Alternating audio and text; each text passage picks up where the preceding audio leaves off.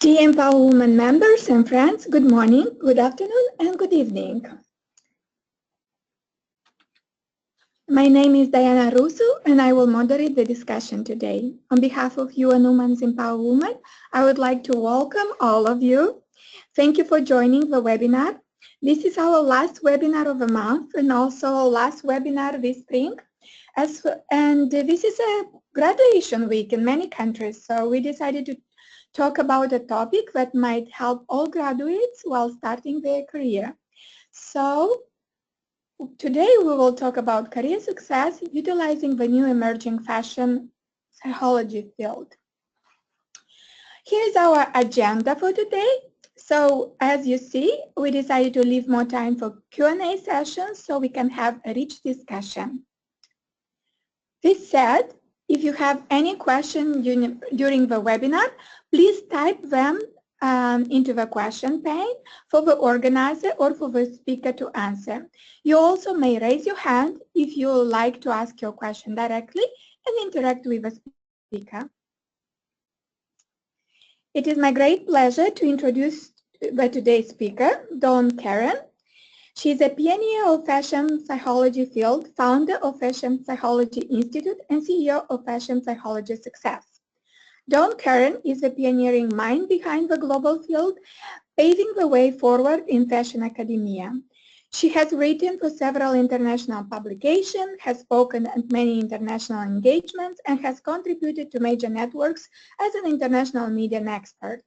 Her most recent speaking engagement was in Ukraine, and she spoke on fashion as a soft power at the 10th Annual Kyiv Security Forum. Her most recent interviews include Wall Street Journal, Huffington Post, Style Coaster, Career in Psychology. Dawnn specializes in styling from the inside out by bridging the gap between perception and reality. Well, I would like to invite Dawnn to tell us more about the field of psychology and fashion, obviously, and how we can use its principle to build a successful career. All right, hi everyone. This webinar will be on the career success utilizing the new emerging fashion psychology field. My name is Dawnn and we'll get started. All right, so I am the pioneering mind behind the fashion psychology field. It is the first of its kind. I'm pioneering it here in America. I did some traveling after I received my counseling psychology degrees from Columbia University and Bowling Green State University, and after I was also in the modeling industry. I ended up traveling to parts of Dubai, parts of Australia, just to sort of test these theories. The other half of the world decided that they would take a chance on the fashion psychology field. So I ended up traveling over there as they were more receptive to the fashion psychology field. So here are some photos of my modeling. So I used to work in the fashion industry as a model while I was a student at Columbia University. So I would be a student during the day, learning about the counseling psychology field, and at night I would be modeling. And seemingly so, my brain would not turn off this psychology therapist hat. I remember being backstage and I would notice that the models were taught not to have emotion when we would go outside just before the cameras would start these flickerings. But I noticed that we were taught not to have emotion, but there was emotion inside of us. So this sort of guiding me to believe this notion of styling from the inside out. Perhaps could you use clothing to hide your emotions or clothing to express your emotions? So again here, this is a fellow fashion designer, Christy Bosbeck, and here I was modeling, and seemingly so, you see some of the women here, they have smiles. Some women, they don't. They have sort of these modeling poses, and I just noticed that we're wearing these clothing, but what is the psychology behind it? Is it really about the designer? Is it really about the consumer? Or is it really about the person who's wearing the attire? So my mind was swirling, seemingly, how can I help people utilizing clothing? I didn't want to just be a model or just be another pretty face, although modeling is fun. I went to Columbia, so I had this Ivy League degree, and I realized when I would tell people, hey, I am a model, people wouldn't take me seriously. They would sort of snicker and not they wouldn't really take me seriously. They probably thought that, I didn't have any brains. So I said I wanted to make fashion smarter. Is there any way to make fashion smarter through clothing? I went to my mentor at the time, my former professor, Dr. Sari Locker, and she said that half of your resume is psychology, half of your resume is fashion. Why don't you be some type of inner stylist? She said, they don't have anything like this now. And seemingly, a light bulb went off in my mind, and I said, fashion, psychology. And at the time, fashion bloggers were really popular, and they were sort of starting to emerge. And I said, well, I don't want to be a fashion blogger. I want to make this, again, smart. I want to bring this to academia. So I came up with the idea of the fashion psychology field. I hadn't known anyone to pioneer a field. Seemingly, when you think of psychology, you think of the fathers of psychology, you think of Sigmund Freud, and that's way back when, in the 1800s or early 1900s. So I'm like, all of the psychology fields have been created. So is there room for me to create another field? So I had this idea to create it, and I just took it and I ran with it. Again, I traveled to different parts of the world, and the Western half of the world was not really receptive of this idea of fashion psychology. They weren't really receptive, but the other half of the world, the women who are veiled, who wear the habayas, they were really receptive just because they perhaps did fashion psychology every day, where they're wearing a garment over another set of attire, and that set of attire is over their emotions. So they were the ones to get this concept first. So again, this notion of fashion psychology, they were the ones who get it. Also, people in Australia were the first ones to understand this concept as well. I just remember when I was pioneering this field that some people were receptive and some people were not. They were like, what is a fashion psychologist? She's probably a former model. She probably can't get any more jobs, so she's just creating this field. So I really had to prove myself as far as the academics just to make it smart. So I began to do research and formulate these ideas, which we will talk about during this webinar. So again, the history of fashion psychology, it was first illuminated by the Harvard lecturer or Harvard professor. He was an American psychologist. It was illuminated in 1841. His name was Henry James. And you can see here in the article, The Emergence of Fashion Psychology, The Emergence of Fashion Psychology. If you see here, the Careers in Psychology article, they talk about Henry James. He was the first to illuminate this art of dress, or this philosophy of dress. And he was a psychologist. And again, this was about 1841. So what I did was research the background, the history of this, and I realized there was some type of speculation around this just right around the time Sigmund Freud was beginning to create personality psychology. But no one, unlike Sigmund Freud, where we took personality psychology and then we ran with it, and now psychology is where it is today, people didn't really take the philosophy of dress and run with it. So it seemingly had a gap. And now we're picking up now in the 21st century. And you can read all about this on careersinpsychology.org. So when I came back from doing my research and traveling to different parts of the world, I believe I went to 11 countries in 1 year.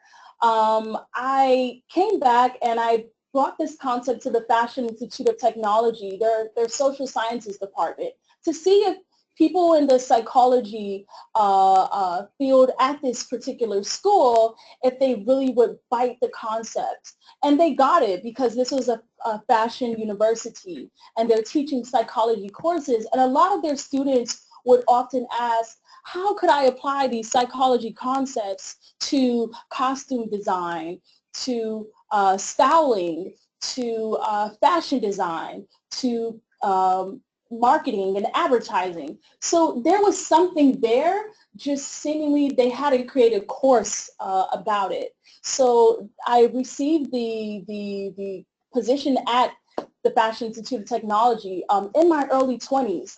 So I was the youngest professor there, pioneering this field. Again, we just illuminated this notion of Henry James. This is really important to know. He's a Harvard professor. He's a fellow Ivy Leaguer such as myself. He was the first to illuminate, again, this art of dress in his lectures and writings. But again, people did not pick this up during this time.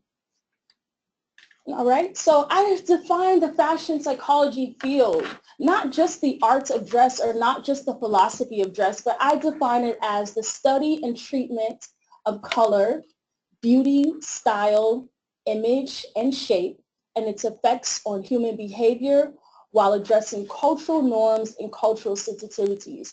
I think this is a very, this cultural aspect is very important to note, just because on the Western half of the world, we tend to look at things from a Western lens. We tend to not be really culturally sensitive. And at Columbia, in the counseling psychology program, they teach us about multicultural counseling and how we should adapt counseling to different cultures, different cultures in Asia, different cultures over here in the Western half of the world. So we have to be sensitive. So not just doing a one-size-fits-all with a fashionable approach, we have to tailor it to a particular culture's norm. So perhaps, you know, if I had a client in the Middle East, my counseling approach would be different. If I were to take, contrastingly, if I were to take a Western approach, I would say, oh no, you're oppressed because you're wearing this abaya, la la la, and this is not the case. So if we are sensitive to cultural norms, we would not go to different cultures, different regions, and ostracize them and judge them. So this is very important, this cultural norms and cultural sensitivities, just because in fashion in different parts of the world, it's different. We tend to think that the Western fashion is, you know, mainstream, but there are other forms of fashion that are displayed in different countries, and we have to be sensitive to this fact. All right, so if we just delve into the career aspect, you got a little background information on fashion psychology, how I pioneered it. Just in the career sector, as we're closing this gender gap, we're making improvements to close this gender gap between men and women. There's a study at the University of California that highlights, as we close the gender gap, there's a confidence gap that emerges. Essentially, men and women, we become egalitarian in some workspaces, and we can do just as much as men, but we may not feel that we can. Internally, we may not have that confidence that we feel like we can go out there and do the same as our male counterparts. Even though we may be in the same position, or even though that this gender gap is beginning to disappear. So what happens internally is there's some type of confidence, this lack of confidence, because you're not just comparing yourself to another woman, you begin to compare yourself to another man. And seemingly so, people may not think that we're just as strong as men, that we can do do as much as men. Case in point, Hillary Clinton running for the president. So as we begin to close this gender gap, we need to be mindful of the confidence, not feeling up to par, not feeling, not having the highest self-esteem. And with fashion psychology, you could actually boost your confidence through this gender gap. So just to boost your confidence, when you have to have this interview at this particular, say if you're going for a particular position, it's important to start with the confidence by looking at the company's culture, looking at the company's fashion culture. So if there's some way where you could, take a gander, take a look, go walk through the offices before your interview and see what people are wearing, what are men wearing, what are women wearing, so that when you go for the interview, you sort of fit into the environment. Fitting into the environment is very important because when you go to the interview, you want the person that's interviewing you to feel like, okay, she could be a part of this family. He could be a part of this family, of this workforce, this environment. So it's very important for you to start with the confidence by surveying what others are wearing in this workspace, so that when you come into the workspace, you're not feeling, oh my gosh, I shouldn't have worn this, I shouldn't have worn that. Is my skirt too short? Should I wear pants? Should I have worn a suit? Should I wear a business suit? Should I have worn a dress? So it's just very important because these thoughts ruminate in your mind, and maybe people tend to trivialize these things. But in fashion psychology, we're here to make sure to tell you that these feelings of your dress that you may have are important. So after the interview, you landed your job. So now what? So you surveyed the culture. So now what? So you have to be, again, mindful of your self-esteem. So you may not feel like, okay, I landed the job, but I don't feel that I'm so confident. So where this confidence lies is through mood, through your mood. It's through your mood. So I formulated this theory. We've all had this feeling of, I have absolutely nothing to wear, even though you have a closet full of attire or you have your dresser is full of clothing, you may feel like you have nothing to wear. So to combat this and to sort of give you this confidence boost, we ask you to check in with yourself, do a self check-in. Instead of going to the closet and you feeling overwhelmed, you're feeling frustrated, then you just pick something and you go into your place of work before you even get flustered. Just lie in bed before your feet touches the ground, maybe after you say your prayers, and you'll say to yourself, self, how am I feeling today? What's going through your mind? So I think sometimes in the workplace, we're on autopilot. So we just go to our closets and we just grab something and, oh, I don't want to wear that, and I'm just going to get out of here. So you're not really cognizant or aware of what's going on the inside. And that can display when you're in the work arena. So before your feet touches the ground in the morning while you're laying in the bed, ask yourself, how am I feeling today? So perhaps you're feeling kind of groggy. Perhaps you kind of woke up on the wrong side of the bed. Perhaps you're not feeling so well. You're not feeling chipper. Maybe you're under the weather, but you still want to go to work. So what I have clients and what I have students do is dress to illustrate that current mood. So it's not as if you're just on autopilot and you threw something on. So perhaps when you go to your closet, you pick colors to illustrate that mood. So perhaps wearing grays or blacks to illustrate that mood, or some type of stretchy fabric where you feel that you can be comfortable throughout the day.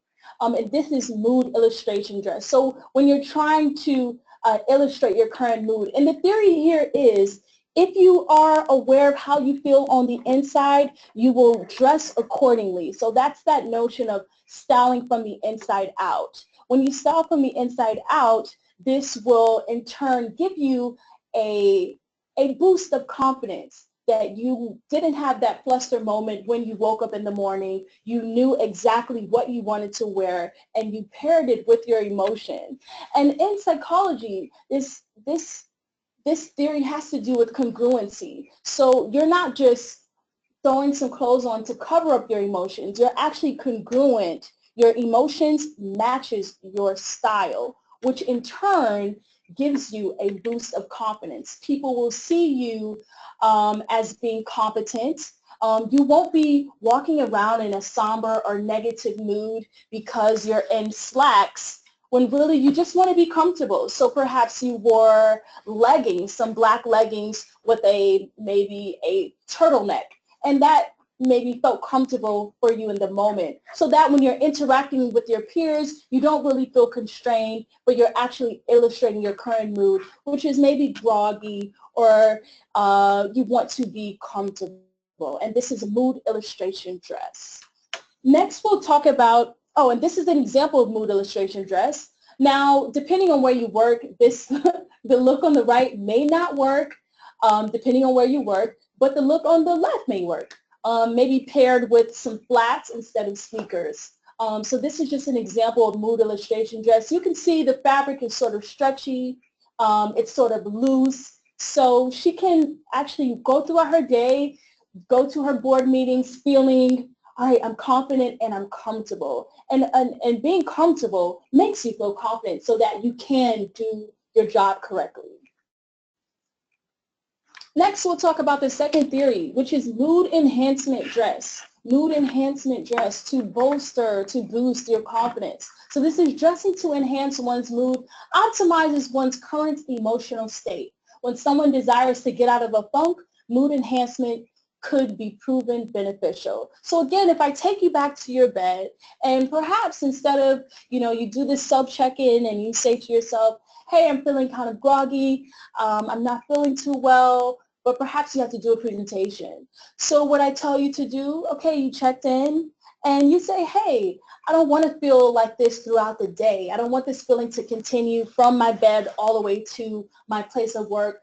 I want to improve my mood. So this is mood enhancement dress, whereby you go to your closet, you go to your dresser, and you select colors, maybe bright yellows, bright orange, bright colors to sort of like happy colors to make you feel in a lighter mood. So individually, this may be different for some. Maybe black makes you feel happy. Maybe perhaps you're using your favorite color. So this is, again, I don't want to do a one-size-fits-all approach. This is definitely individually oriented. So it really depends on the person. Sometimes the media will say, well, which color goes with my mood, and is red really a power color? And I believe that's sort of like 1970s, 1980s, 1990s, in the beginning where we used color to indicate a certain mood. With fashion psychology, it's really just an individual approach. So what color may appeal to you may not appeal to me, and vice versa. So again, using mood enhancement, perhaps picking brighter colors. I won't say blanketly yellow will enhance your mood, because depending on where you are in the world, yellow may have a different meaning for you, the color yellow. The color red may have a different color meaning for you. For example, in China, women wear red when they get married. So perhaps you going to your closet and selecting red really wouldn't improve your mood. In parts of the UAE, the United Arab Emirates, out in the Middle East, they wear black every day, and it's not a depressing funeral-like color like it would be on the western half of the world. So again, this is all predicated upon the individual. So if you want to improve your mood in the workplace, and you woke up on the wrong side of the bed, and perhaps you have a presentation, wear something that's fun, that'll really get your juices flowing. And when you go into the workspace and people see that you're radiating, that you're displaying a chipper mood, and you're not forcing yourself to wear something that really doesn't illustrate your mood, if that makes any sense. So this is just an example of mood enhancement dress for your career, depending on where you work. I work at a fashion university, so maybe I would wear the one on the right, but you may work in the boardroom, and this look may work for you. You see here she has the white, like a white stripe going through it, and perhaps adding the pop of color sort of improves the mood and makes you feel in charge. Rather than wearing slacks. Wearing a skirt may make you feel feminine in spaces where they're seemingly inundated with a bunch of males. So there's a lot of testosterone, and you may say, hey, I don't want to feel like one of the guys today. I want to feel like a woman, and that's going to make me happy. So hereby you would wear a skirt. So we talked about the interview, we talked about what happens when you land a job, but what about the promotion? So during the time of promotion, if the employer cannot visualize the employee in the next lateral move, the employee will be denied. The employee must dress the part of her next lateral move or his next lateral move. This unconsciously served as a visual dress representation, which sends a message to the employer of readiness. So again, when I told you to review the fashion culture before your interview, so now that you're in the position, you use the mood illustration technique, you use the mood enhancement technique, you want that promotion. So I want you to look at what are the higher up, what are the managers wearing, what are they wearing? Perhaps they're different from what you're wearing in your current position. Perhaps they're much more relaxed depending on where you work, or perhaps they're much more polished. So you want to, again, dress like them so that they can see you in that position already. So if you're saying, hey, I'm vying for this position, they visually can see you in that position. And that seemingly has an effect on their psyche. So styling from the inside out by bridging the gap between perception and reality. You not only want to do the self check-ins with yourself, you also want to check in as far as your audience.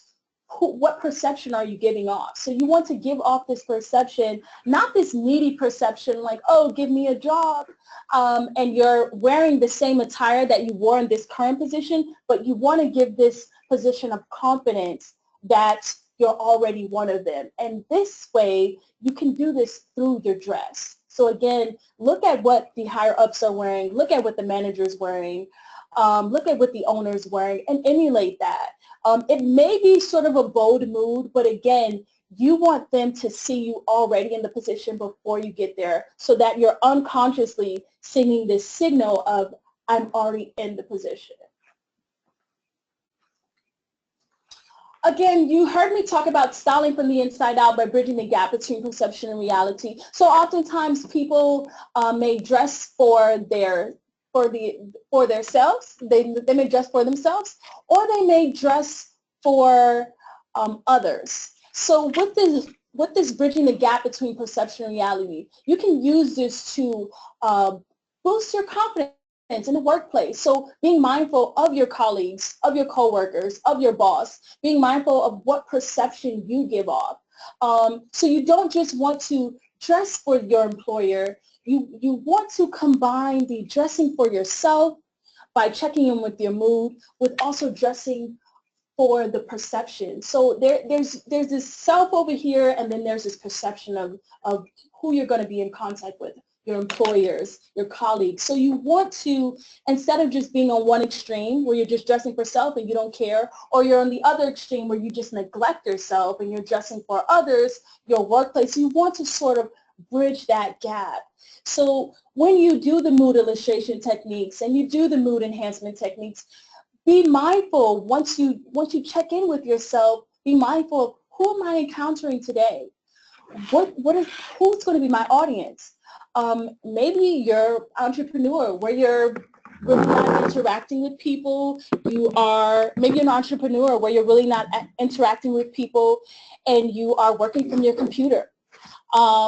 Maybe you see the same people every day, so you really don't, you really perhaps don't care what you want to wear. Perhaps you're seeing different people every day. So you just have to be mindful of when you do that self-check-in to sort of think, who's my audience? Who am I going to run into today in the workplace? If you're if you decide to take these techniques, this will allow for a boost in confidence. You will feel in charge because you didn't just dress from the outside, from the external. You dressed from the inside out, if that makes any sense. So you can contact me. You can follow me on Twitter, Facebook, Instagram. Facebook, we do have the Fashion Psychology Institute. And definitely we just want to emphasize that fashion psychology needs to, fashion psychology is here to recognize that we don't just give makeovers and do this one-size-fits-all approach. We're really about styling from the inside out. Right? Thank you so much, Karen. This was a very interesting presentation. I do have here, you know, like a mind map with different notes. So just to recap what I understood, and let's see what our participants understood. Well, for me, it was not only a presentation about, you know, fashion psychology. It also was a little bit about ideation, how to build your business and how to get an idea, how to struggle to formulate and how to grow it day by day, step by step, in the same time informing yourself with what's over there in the long, you know, past and currently, and also comparing with different parts of the world. In the same thought, kind of how to struggling to put the pieces together, the components, because obviously not everything is perfect. So you cannot just take different components of theory, put together, and make a unique, another unique theory that, you know, you can use and go and talk and apply it. And obviously, I was very, you know, interesting to know about these theories or techniques. And I think all of us, we are doing this mood illustration or enhancement every day without even knowing that we call, they have a special kind of name. Before going further, I would like also to recognize that in the room we have another colleague of Karen, Franklin. So she brought a piece of a team here, just to have probably some support. So we are here as well in a numerous number. So you know, we always at UN Women, our everyday work is for gender equality and economic empowerment. And while we do work mostly with women, we never kind of, you know, leave from the discussion or from participation men and boys. So we do advocate for equal opportunities. And in your presentation, of course, you put the accent on the more career development and how to combine this with the theories in fashion psychology in terms of women. But you also spoke about, you know, when speaking about more career development, and when we would like to enter into the career, you spoke about, you know, kind of look, make your homework, see what they wear, and go ready with that. The opposite side of that, or the critique, is being unique. So I would like to see, before taking the questions that we received from our participants, I would like to ask you, how about this uniqueness part, and where do we leave that? And where are the emotions in terms of just smiles are coming into combining the, you know, with all these clothes? Yes, yes. So there is room to be unique. The antithesis to what I was saying through these theories is, you know, checking the fashion culture. But if you don't, and perhaps you say, hey, I want to stand out, some people that want to stand out, they may not carry the confidence to do so. So you have to be mindful that when you strive to have this unique quality and dress in your own way, you have to be mindful of having the confidence to carry it. Most people that that are uniquely dressing. Some have confidence, some don't. So just again, be mindful that if you're standing out of the crowd, you want to be just mindful just to put your best foot forward and to know that just people are watching. So as long as you're confident and you feel confident, the person that's watching you, your employer, your boss, they will still see you in a good light. You just have to make sure the emphasis on, if you're going to be unique, make sure you have this confidence. Mm-hmm. We'll get back to this as well. Just to take several questions from our audience. Sakina is saying hello, and she's saying that she's happy to be here. Great presentation. Rosemary, great message. I go through all the time, take out several clothes and end up not wearing any of them, especially when it comes to a different culture, from business reception of different, parts of the world, America and Middle East and Africa. So I guess Rosemary totally bought the concept, and she aligned it with everyday life. Is it possible to try fit without losing one's identity? A question from Ikesek Mambogo.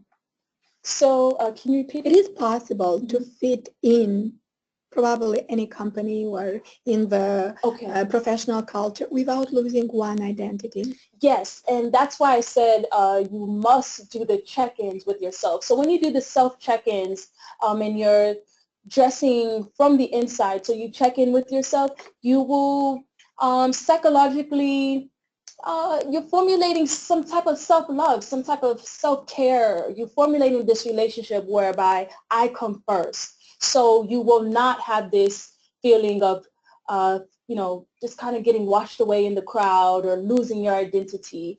So this is why I say do the check-in, because you're always aware, always cognizant of how you feel today, I think you tend to lose your identity when you're on autopilot and you're not aware. You're just going, okay, I'm going to put this on, and you're just going every day and you're making this a routine. Well, after a month, you don't know how you feel, what you're feeling, what's going on the inside, and how it's impacting you. So this is a way for you not to lose your identity. And I would like to get back a little bit to the, concepts and the different examples that you gave in terms of how to dress, how to illustrate, and how to enhance. But what would you advise to those people who have a special dress code? And the most relevant example, it would be financial sector, banking including. This is the, customer service team, what is over there, either you want or not, you need to wear. So, this is, they impress by having a uniform. So what are your thoughts on this? Yes, I didn't talk about it in this presentation, but there is a third theory called focal accessory. So the focal accessory is something that you wear that is congruent or illustrates or enhances your mood. So the same concept of mood illustration or mood enhancement, but you're wearing a uniform and you use some type of, maybe a ring, maybe earrings, some type of jewelry, maybe a purse, maybe if you're a guy, like cufflinks or something, or maybe if you're a guy, socks. So there are subtle ways where you could have this autonomy of dress when you're wearing a uniform, and you do this through the focal accessory. And this is something that I see clients and students who have jobs where they have to wear uniforms. They do this every day, so they may wear the same ring every day, but for them it's a way to foster some type of autonomy, like, okay, I'm wearing this uniform, but this is something where I can control, like some type of control.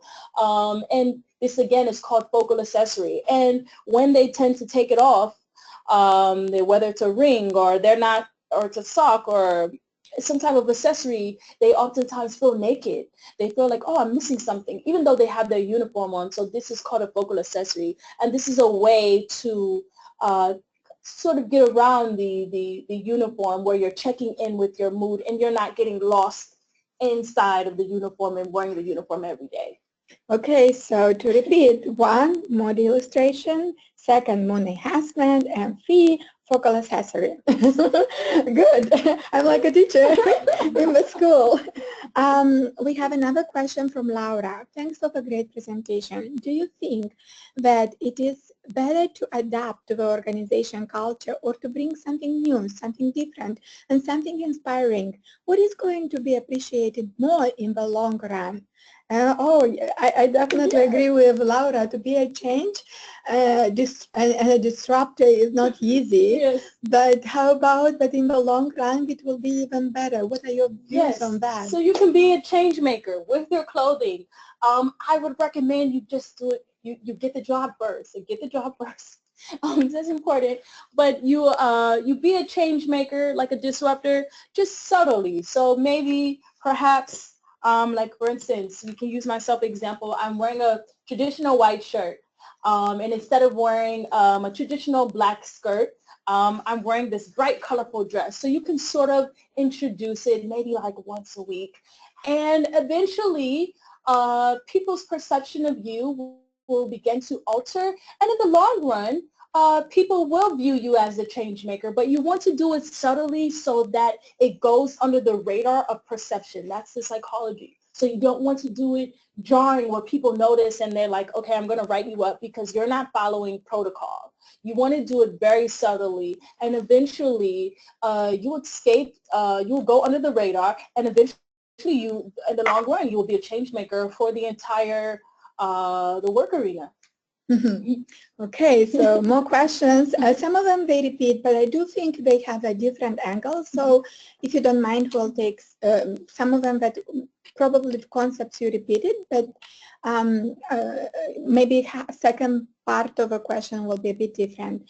Zarina is saying, thank you for the presentation. Alisa, hi, thank you for your inspiring presentation. As someone interested in fashion psychology field, do you have any suggested resources for job opportunities or newsletter to follow? Is there a particular resource to keep an eye on? So now you said get a job. Now can you please give some advice to our viewers where these jobs are posted? So, for example, in UN, we have UN jobs where everybody can go, and this is a portal. Any organization, including UN Women, UNICEF, UNDP, we advertise the jobs over there. How about in your field? In my field, since it's new, again, I'm the pioneering mind. If you sign up for the newsletter, you can sign up for a newsletter on fashionpsychologysuccess.com. That's my consultancy. But in my field, I am sort of breaking the barriers so that people can hire a fashion psychologist to... Here in US, and how about in just globally? Oh, maybe globally. Because we have audience from all over the world. Well, globally, US, I'm still breaking in, but globally, people outside of the U.S. tend to get fashion psychology more. So what I've done is I actually just wrote an email to different agencies and perhaps Dubai, and I'll say, hey, they're working on a campaign and they need a fashion psychologist. I even done a lot of individual counseling where they'll see me in the media and then they'll say, hey, I want to be a client. So I don't really have a job board as of yet. What we're more so focusing on in the field is training the students. Once I train the students, the jobs will become available. I think I have more people that want to learn about the field than I do that want to necessarily work. So after people sign up for the Fashion Psychology Institute, there are jobs available for Thank you. And I guess as in any, field, sometimes you just need to go and knock on the door. Yes. I'm not saying that this is best practice, but I think in the current change of, job environment and in general, current change of work environment with different positions appearing and, especially the disruptors of small companies that they have now new titles, and it goes hand in hand with technology development. I think we need to be very informed keep an eye on these developments every day and to find a way to include our wish or dream profession and go and present our work if it's maybe, if it's a portfolio, good. If not, just to express and to explain it in a very clear terms. Yes. Interesting questions are coming from Scarlett. What do you think about uniforms? Choosing a different outfit every day stressed me out. A couple of years ago, I bought 7 plain single color dresses in every color of a rainbow, plus a little black dress, and I wear them in a rotation. Am I too boring? No, you're not boring. I'm glad you asked this question. I do have a theory for this. This is called repetitious wardrobe complex, and it's not necessarily a complex, but it's for people such as yourself who feel most comfortable wearing the same outfits every day. Now, this does not make you boring. What I found, I actually had a client, and they came to me with the same question, and what I had to do is, like, based off where you live, society will say, oh, you must have a different outfit every day. If you have a different outfit, that means, okay, perhaps maybe you have money or you have some type of autonomy in what you wear. But you shouldn't really focus on society's perception. If wearing the same things habitually makes you feel comfortable, I recommend to do that, because that actually it goes into the theory mood illustration dress. So you don't want to stress yourself out, cause yourself extra anxiety where it's not needed. So I don't think you're boring. I actually think you're very, what's the word I can use? You're very in tune with yourself. You are the person that's using fashion psychology even though you're not aware. So you're very in tune with self. You have a solid sense of identity. So I would not classify that as boring at all. Mm-hmm. Thank you. Another question is, from Olona, do you provide any recommendation concerning fashion culture in women NGOs or academia? Can you repeat? Sorry. Do you provide any recommendation, on fashion culture in NGO settings and academia? Oh, yes. Well, it depends. It depends on the culture. I don't know what culture you're in, but it really just depends on the culture, depends on the setting, it depends on the environment. So I would have to kind of maybe I would ask you a question, what type of environment are we talking? Then that'll maybe help me clarify my answer. Yeah, so academia and NGO. So I think Alona meant, so what we in every settings we have a particular dress attire. Okay. So what would you advise for academia in terms of fashion? Oh, yes. And culture, and what NGO and when to change and so on, just in a general broad term. Okay, yeah. So academia, I would say, because you're working with students, and today's students, these millennials, I mean, they really expect you to, like, keep their attention. They're always on their phones. Their attention spans are very low. So I would say, and not in a bad way. So I would say to take some risks, take some fashionable risks. I would say in the form of academia, be unique.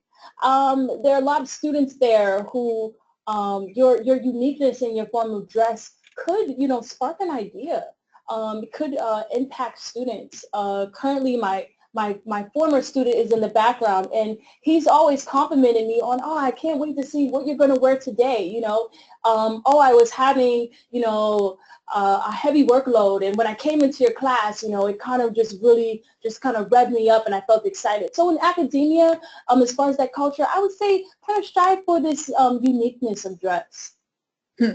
Of course, I think that as a moderator, I need to be probably challenging you and giving the opposite side. Yes. But I guess it also depends on the cultural setting. Yes, because you talk a lot about cultural bias and sensitivity and norms. And while in US we have the liberty and absolute freedom to take this challenge, this is not possible in everywhere on the globe. So I would challenge you to give a very practical advice in terms of, going to work. So we do have some resume, you can call them do's and don'ts, Yes. right? So when you go, you need to have a certain position, you need to business attire, Yes. and you have not too much makeup and the hair in a special style. Of course, this is very, very different in fashion industry. But let's take the average interview, especially in these industries, you know, like international development, Yes. and maybe research, and maybe business, entrepreneurship, and financial. So let's take the average. What would be your recommendation for the first interview, second interview, and maybe something that will be relatable to all the cultures? Yes, yes. So I would say play it safe. Play it safe by wearing specific colors, blacks, browns, whites. You want to be very polished because you don't want, depending on which culture you're in, you don't want to be offended. You want to make sure that you get the job. So I would just really aim at the traditional business suit or a traditional like black dress, and being very conservative in your style of dress, and shy away from the uniqueness. And this is really how most cultures are in the work arena. So just to be mindful, just to be more polished, and not use too many bright colors. Just stick with browns, blacks, and whites. So traditional is always better, Yes, right? definitely. And not boring. You already mentioned that, so it's good to know. We talked a little bit earlier about where we can find the announcements for the job, but maybe you can clarify, and this is a question from Susan, where can you work as a fashion psychologist? So I think as this is something also maybe new in, but I think it's something similar with, you know, we call it sometimes organizer, but for some other company is administrator. And so maybe the field and the work and the concepts are known, but the name is different. So where you can actually go and find this job, where you can propose yourself to have a job as a fashion psychologist. Yes, so first up, I work in academia, so there. But you can actually work with a PR agency. A lot of campaigns go through PR agencies, so you could be a team member. I've been approached in the media several times, so you could do TV work. You can actually work as similarly to a traditional psychologist where, you know, sitting in a chair, I'm sitting in a chair, and then I'm actually counseling you. I said TV, I said academia, working with agencies, just doing a lot of consulting work. So different companies will ask me, you know, can you kind of revamp our work fashion culture? Or there's a hotel and they'll say, hey, we're going to hire a fashion psychologist so you can sort of use your expertise on our uniforms so that we can give a great customer service. So the things of that nature. But think beyond the traditional stylists, like fashion stylists. Think beyond traditional fashion modeling. You know, I can do consulting work with this, and I have, and just TV work obviously as well, and working inside of the school settings, if that makes any sense. So you mentioned consultancy, and this is very, very maybe de facto here in US, but in Global South, for example, this is not possible. So in a very practical terms, because I'm conscious that we have audience from everywhere, you need really to be in a media or you know, movie business, or I don't know, singer, to be a PR, whatever, TV work. So in a more practical sense, can you work in a shop? Or can you, so yes, so you can expand a little bit here, how they can view this work in a, I don't know, distribution or marketing work, right? Yes, so you could also work inside of a mall as like a personal shopper, where you're putting the girls together based off of some type of psychology. So these are like traditional jobs. Yes, so basically work inside of a mall, inside of some type of boutique as a personal shopper, but you're utilizing the fashion psychology aspect. Yes. Great question from Elena. So she says, great presentation and subject, thank you. I'm interested to learn more. Just a minute. I'm interested to learn more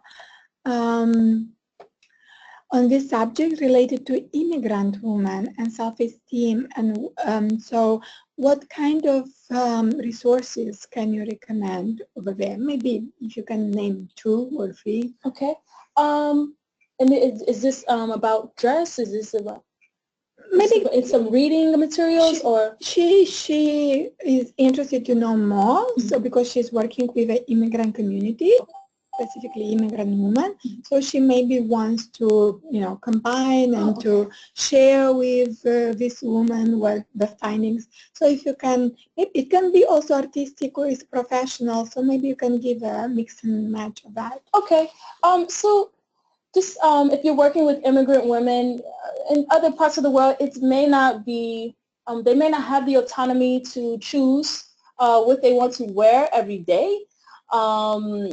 Or seemingly, maybe not choice, but they may not have a wide selection to choose from. So just having pride in what they have, and actually doing the self check-in with themselves, and when they go to the closet, they pick something that's congruent with that and whatever they have in their closets. I'm also thinking.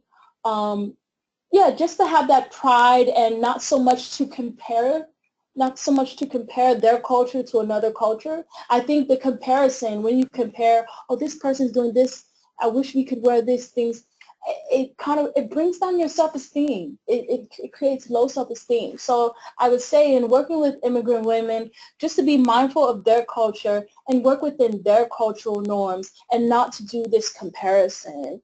Because again, it brings down your self-esteem, your confidence. And some resources, maybe a book that. Oh yes. Only thing I could think of is something that I have online on my website. I have articles on my website on fashion psychology success. But you can also get this book, You Are What You Wear. But there are also some articles on my website as well. Thank you. So I hope, Elena, this is a response to your question. Another question is it's very particular, so I'm not sure if in your fashion psychology, how do you address this ability to bridge the gap between reality and perception? Yes, I'm so glad that you asked this because this is a question from Safiri, so I addressed it, but if you don't feel comfortable to respond, I know this is a very particular angle. No, I feel comfortable. No, this is what I'm here for. I'm glad that you asked this because as I'm developing the field, I have had organizations who work with people who have disabilities approach me about ways on how to utilize fashion psychology. So I can just give you an example. Someone who's visually impaired, for instance, there's an organization, they work with visually impaired youth. So these youth are blind, and they came to me and asked me, how could I use fashion psychology to help them because they cannot see the fashions or their vision is very limited. So what I actually have is a theory. It's called multi-sensory, where you are using your senses. So you may touch the fabric, you may touch it and see how it feels. Is it smooth? Is it rough? Is it bumpy? Is it silky? And then you may put the fabric to your ears to see how it sounds. And seemingly, you also may smell the fabric. Does it have a factory smell? Does it smell like perfume? What does it smell like? So using your senses to pick out what you want to wear. So maybe you don't want to have something against your skin that's really abrasive or really bumpy. Maybe you want something against your skin that makes a swishing sound. So for for instance, with these visually impaired youth or these blind youth, I have to use the other senses to utilize fashion psychology, if that makes any sense. Thank you so much. And thank you everyone for sending the questions. Because of the time, I think I will take 2 more questions and we'll have to conclude this webinar, but appreciate that you send the questions and for the participation. So Bennett Del Kader is asking, how I should, applying this concept, what can I do, or how I should dress or while facing an investor? Oh. So going big, pitching that idea. Good job. I'm proud of you. So with the investor, you could either, so this is an example. If you are my client and you're going to approach an investor, you have this entrepreneur idea, I want you to dress not as a novice. I don't want you to appear as, oh, I'm begging you for money. No, no, no. I don't want you, I want you to be confident. So maybe if you have this entrepreneurship idea where you're selling things, dress how you would dress if you had the investor. If you had all of this money behind you, but maybe you can't afford all of the clothes, right? But if you had, so you say to dress as she would be an investor, so vice versa, to change the roles? No. Wait. Don't dress as the investor, but dress as you see yourself like 5 years into your career, 5 years into your entrepreneurship idea. So it's already as if I feel confident. Whether you as an investor believe in me or not, I still feel confident within myself. So you want to just have this confidence when you go to the investor, and that's dressing how you would dress a year from now if your entrepreneurship is going well, or 5 years from now, if that makes any sense. Yeah. So, well, good luck. And I think we'll take the last one. Well, hello. I truly learned much from your presentation. Thank you. And this is a question from Jiam. What would be your recommendation in employing fashion psychology for women such as yourself who wish to break through a particular discipline when there is no particular environment to fit into yet? Oh, wait, give it to me again. Repeat so it again. I think it has 2 components, but let me read it again. What would be your recommendation in employing fashion psychology for women such as yourself who wish to break through a particular discipline when there is no particular environment to fit into yet? Okay, that's a bit difficult. You would probably be doing what I'm doing now. I told you, I didn't emphasize that I had a lot of barriers, and I still do have barriers here in America. I would say, you can be a pioneer such as myself. You can bring this fashion psychology concept to where you are. But you have to, this is where you have to have the confidence, because you have to be bold, because you're going against tradition. And if you're going against tradition, you're going to face some type of barrier. But I'm not saying that it can be done, but you're going to have to brace yourself for all of the bumps and the bruises from people saying, this is not a real thing, this wouldn't fit in our culture, this wouldn't fit in our region. But I will say, as far as being in the media, I believe that there's a bunch of countries in the world, but I've done my best to try to bring fashion psychology to different parts of the world, so that maybe the entire country doesn't understand it, but okay, you can refer to this article, the fashion psychologist Dawnn was in it. So I've done my best. That's my goal with doing fashion psychology, not just having it here in America. That's not it. It's just to spread this across the world so that we can apply this to culture, so that, for instance, when Americans get on the plane, they're not thinking, oh, if I see someone in a garb, they're going to be a terrorist. Or if you're over, say, for instance, if I go over to France or over to, I don't know, Kuwait, they won't look at me and judge me because as an American, I'm more liberal in my dress. So my plan is to spread it, and I hope with spreading it, it will give you an opportunity to, pioneer as well. Yes. Navdeep is saying a really interesting talk on Q&A. Thank you very much. Thank you. Thank you. We normally try to have two panelists with two different ideas or parts of topic and maybe opposite even. But today we thought because it's something new for all of us, we can take a little bit longer. So it proved to be a successful strategy. Well, thank you everyone for joining. It's a reminder for all of us that we recorded this webinar. It will be posted, and as well, if you probably forgot the answer to your question, you can check it, and the presentation will be sent with a follow-up email.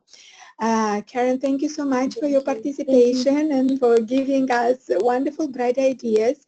It wasn't easy to build your business or to build the idea, but any disruption, even an illuminated one, comes with challenge. So what we learned today is not only about mode illustration, mode enhancement, and focal accessory, but also about how to have this commitment to yourself and no matter what, do your job every day with passion, intelligence, and perseverance. Thank you, everyone. This was our last webinar from the spring. We are looking forward for the next one in the fall. With this said, we're saying you all goodbye and stay connected.